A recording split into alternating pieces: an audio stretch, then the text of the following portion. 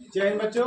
आज हम लोग पढ़ेंगे रॉलेट कानून और जालियांवाला बाग हत्याकांड के बारे में। हमने कल के वीडियो में महात्मा गांधी के बारे में पढ़े थे। कब तक पढ़े थे? 1917 तक हम लोगों ने पढ़ रखा था। आज हम लोग पढ़ेंगे 1917 के बाद। समझ गए जी?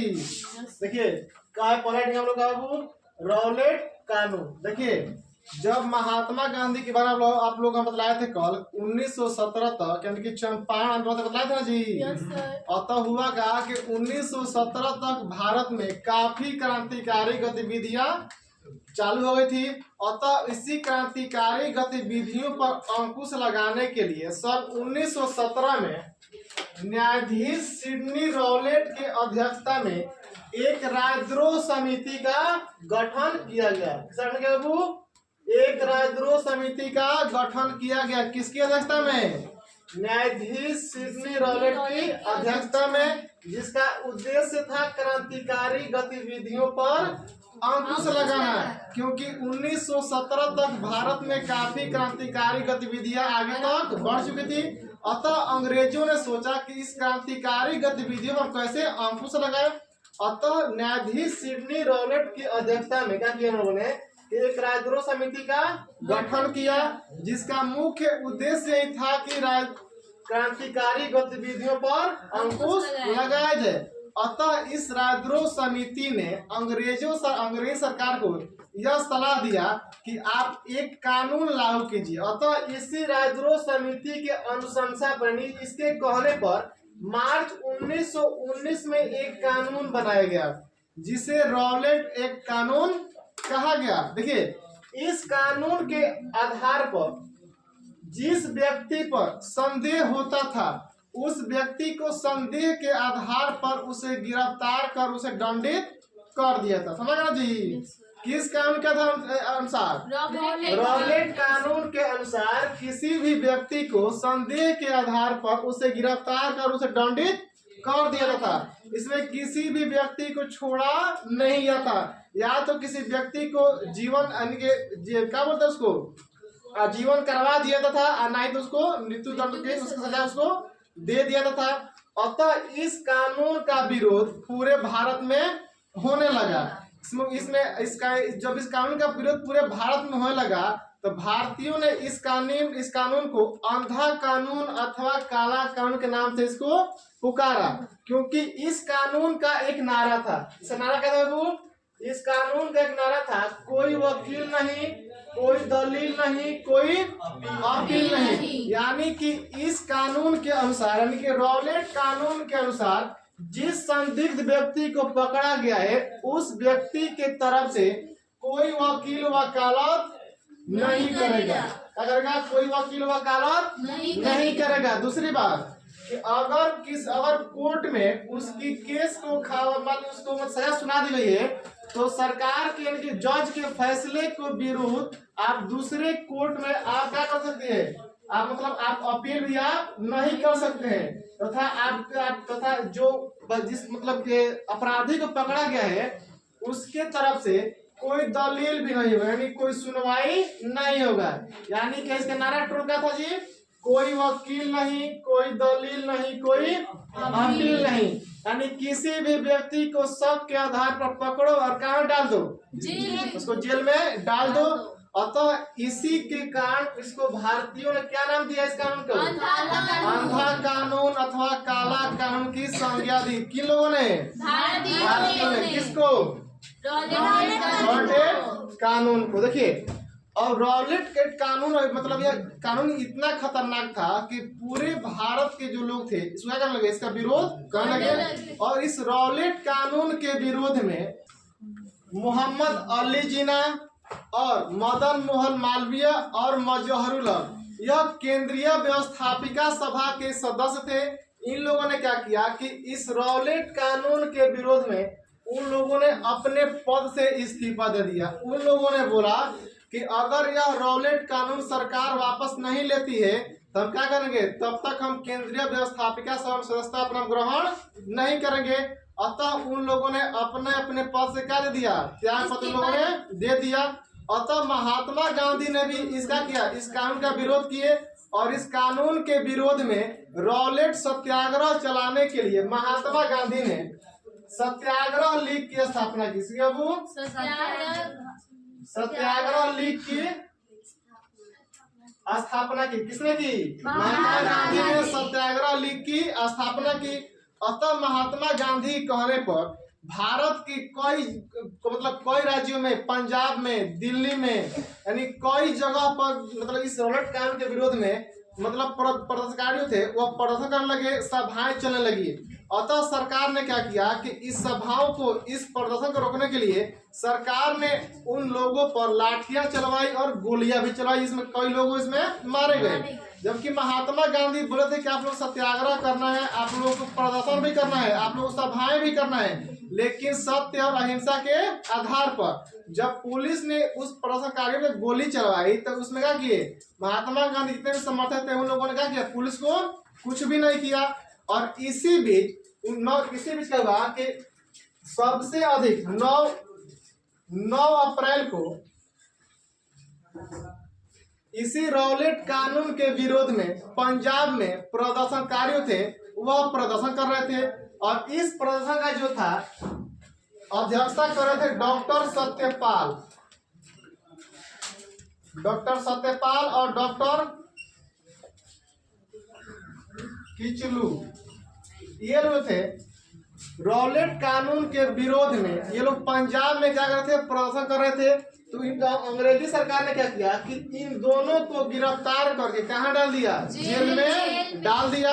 जेल में डालने के बाद जो पंजाब की जो जनता थी इन दोनों का की जो जेल में डाल दिया। अब जेल में डालने का क्या कि इन लोगों को पंजाब के अमृतसर से इनको बाहर कर दिया, यानी कि बोला कि अब आप पंजाब के अमृतसर दोबारा आप नहीं आएंगे। अतः इनको अमृतसर में दोबारा लाने के लिए और रॉलेट कानून के विरोध में वहां की जनता थी फिर से आने लगी, फिर से पंजाब फिर से लोग प्रदर्शन करने लगी। यानी कि 9 अप्रैल को उनको गिरफ्तार किया गया और उनको निर्वासित कर दिया गया। कहाँ से? अमृतसर से। और वहां की जनता थी। फिर 10 अप्रैल को उसके विरोध में क्या करने लगे? वो लोग प्रदर्शन करने लगे। इसके बाद हुआ क्या कि फिर से जो अंग्रेजी सरकार देखे कि ये लोग जनता है पंजाब की मान ही नहीं रही है, तो पुलिस ने क्या किया कि फिर से लोग क्या किया? फिर से लाठीचार्ज की और गोलियां चलवाई, जिसमें कई सारे लोग मारे गए। अब जनता भी देखी कि जो सरकार जो है हम लोग की बात नहीं मान रही है, ऊपर से हम ही लोग को मार रही है और गोली भी चला रही है, लाठीचार्ज कर रही है, जिसमें कोई लोग मारे जा रहे हैं। तो अब ये जनता पूरी तरह से भड़क गई। जनता पूरी तरह से भड़क गई। और भड़कने के बाद इन लोगों ने क्या किया कि जगह जगह पर जहाँ डाकघर था, रेलवे स्टेशन था, जहाँ पर अंग्रेजों के दुकान थे, ये सब क्या किए? इन्होंने सब वहाँ पे तोड़ फोड़ किया। और तोड़ फोड़ करने के बाद क्या लगा दी? वहाँ पर लोगों ने आग लगा दी। अब इतनी बड़ी घटना होने के बाद अब महात्मा गांधी उसका जायजा लेने के लिए जा रहे थे। कहाँ पे? अमृतसर में उसकी जायजा लेने के लिए जा रहे थे। और महात्मा गांधी को अंग्रेजों ने क्या किया कि पंजाब में ढुकने से पहले ही महात्मा गांधी को गिरफ्तार कर लिया और कहाँ डाल दिया? उनको जेल में डाल दिया। और पंजाब की जो जनता थी और उग्र हो गई, क्योंकि इधर डॉक्टर सतपाल और डॉक्टर किचलू को यहाँ से अमृतसर से निर्वासित कर दिया गया था और इधर महात्मा गांधी को क्या कर दिया गया? उनको भी जेल में डाल दिया गया। अतः फिर से उन लोगों ने क्या किया कि फिर रॉलेट कानून के विरोध में और महात्मा गांधी को जेल में डालने के विरोध में और डॉक्टर सतपाल और डॉक्टर किचलू के विरोध में क्या किया कि उन लोगों ने फिर सभाएं करना चालू कर दिए। जब ये लोग नहीं माने तो जो अंग्रेजी सरकार थी उसने क्या किया कि पूरे पंजाब में कर्फ्यू लगा दिया, यानी कि पूरे का पंजाब में सैनिक शासन लागू कर दिया। अगर जिस क्षेत्र में, जिस राज्य में सैनिक शासन लागू हो जाएगा उस राज्य में, उस क्षेत्र में कोई भी लोग 10 लोग या 5 लोग एक साथ खड़ा होकर कोई भड़काऊ भाषण नहीं दे सकते हैं, कहीं पर लोग सभाएं नहीं कर सकते हैं, कहीं पर लोग प्रदर्शन नहीं कर सकते हैं। और पूरे पंजाब का चांसलर बना दिया गया किसको? जनरल डायर को। किसको बना दिया गया? जनरल डायर को। अतः हुआ क्या कि पंजाब के जो अमृतसर है वह पंजाब के अमृतसर में एक बाग है जिसका नाम है जालियांवाला बाग। और जो यह जालियांवाला बाग है ना, यह पंजाब क्या है जी? अमृतसर में है। और जो अमृतसर ना पंजाब के शहर से क्या है, दूर है। क्या है, पंजाब के शहर से क्या है, एकदम बाहर है। और पंजाब के शहर से बाहर होने का अमृतसर के लोगों को यह नहीं पता था कि पूरे पंजाब में सैनिक शासन लागू हुआ है। अतः वहां की जनता थी जालियांवाला बाग में doctor Satpal, doctor Kitchlew, Rowlatt कानून के विरोध में एवं महात्मा गांधी की गिरफ्तारी के विरोध में वो लोग वहां पर सभाएं कर रहे थे, क्योंकि उनको पता नहीं था कि पूरे पंजाब में कर्फ्यू लगा हुआ है। क्योंकि क्या है, वो पूरे पंजाब से क्या है, पूरे पंजाब शहर क्या है, वो अलग है, दूर है। उन लोगों को पता नहीं था पूरे पंजाब में क्या लगा है, कर्फ्यू लगा हुआ है। अतः हुआ का जब लोग उसमें सभाएं कर रहे थे जालियांवाला बाग में, उसी नहीं होता है कि हर घर में विभीषण होता है, तो वहीं कोई आदमी अपना उल्लू सीधा करने के लिए जाकर जनरल ओ डायर के बतला दिया कि पूरे पंजाब में कर्फ्यू लगा है। और क्या हो रहा है, और पंजाब के अमृतसर में एक जालियांवाला बाग में वहां के लोग सभाएं कर रहे हैं। जनरल डायर को जब इस बात को खबर मिली तो जनरल डायर ने क्या किया कि जालियांवाला बाग में आया, टैंक लेकर आया, पूरे अपने फौज के साथ आया। और जो जालियांवाला बाग है ना, ये जालियांवाला बाग एक बाग ना होकर क्या था, एक खुला मैदान था। क्या था जी, एक खुला मैदान था जिसमें अंदर आने के लिए, प्रवेश करने के लिए, अंदर आने के लिए और निकलने के लिए मात्र एक ही दरवाजा था। कथा मात्र एक ही दरवाजा था, और इसके बीच में एक कुआं था और एक पेड़ था। क्या था, एक कुआं था और एक पेड़ था।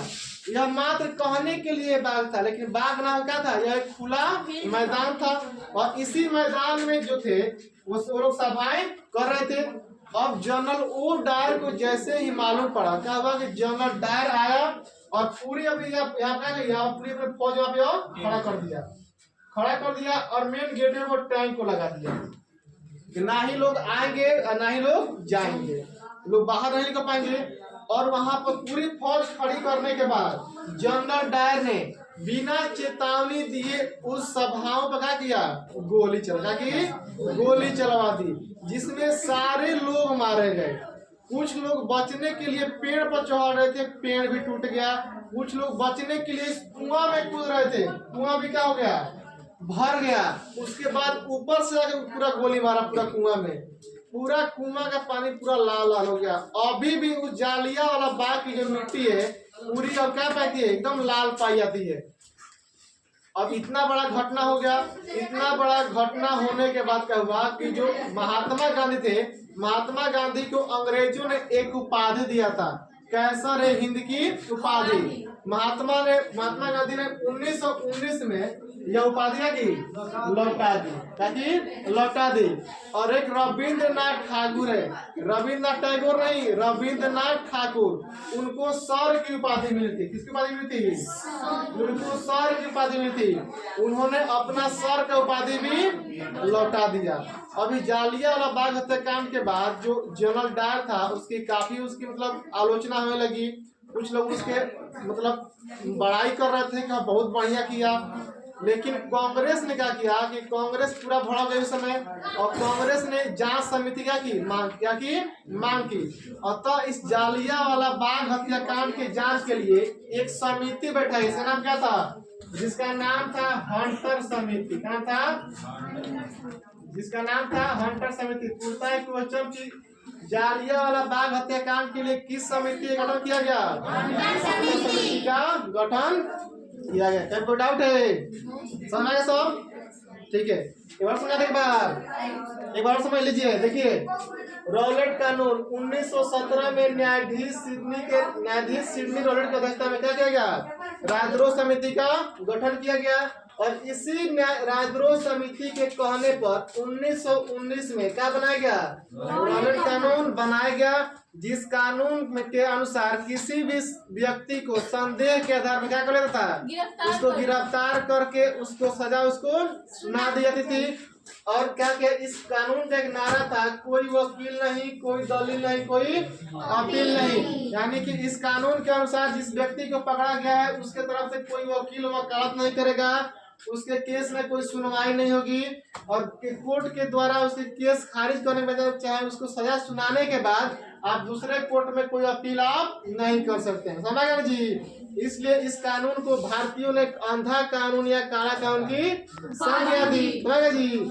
अब इस कानून का पूरा क्या लगा, पूरा विरोध होने लगा। इसी के विरोध में क्या हो रहा था कि पंजाब के अमृतसर में एक बाग है, इसका नाम क्या है, जालियांवाला बाग। उसी बाग में क्या हुआ कि इस कानून के विरोध में लोग क्या कर रहे थे, सभाएं कर रहे थे। और वो लोग उस समय सभाएं कर रहे थे जिस समय पूरे पंजाब में क्या लागू था, सैनिक शासन लागू था। और वहाँ के लोगों को मालूम नहीं था, क्योंकि जो जालियांवाला बाग जो अमृतसर में है, वो अमृतसर क्या है, पंजाब के शहर से क्या है, काफी दूर है। इसलिए उन लोगों को पता नहीं था कि क्या है, पूरे पंजाब में कर्फ्यू लगा हुआ है। अतः किसी ने जाकर बतला दिया जनरल डायर से कि वहाँ पे क्या चल रहा है, जालियांवाला बाग में सभा चल रहा है। जनरल डायर आया और इस जालियांवाला बाग में प्रवेश करने के लिए एवं निकलने के लिए क्या था, मात्र एक ही मार्ग था। वहाँ पर आया, पूरा फौज खड़ा कर दिया और द्वार पर क्या लगा दिया, टैंक लगा दिया। और सभा पर बिना चेतावनी दिया कि गोलियां चलाई, सारे लोग मारे गए। यह घटना कब हुआ था, 13 अप्रैल 1919 को हुआ था। एक अनुमान के अनुसार बताया गया है कि जनरल डायर ने 10 मिनट में 1600 राउंड गोलियां चलवाया था। कितना राउंड, 10 मिनट में 1600 राउंड गोलियां चलवाया था। यानी उसमें जितना भी लोग था ना, उसको भूजा की तरह भूज दिया जनरल डायर ने। बहुत खतरनाक घटना था यह। वहाँ की भूमि जो है ना, आज भी खून से लाल है। वहाँ के कुआं में से आज भी पानी निकलता है। वहाँ कुआं का पानी आज भी लाल निकलता है। इतनी बड़ी खतरनाक घटना थी। यह कब हुआ था, यह 13 हुआ था। क्या हुआ था, जालियांवाला घटना था। रॉलेट कानून कब बनाया गया, मार्च 1919 में। इसका उद्देश्य क्या था, क्रांतिकारी गतिविधियों पर समझ गया।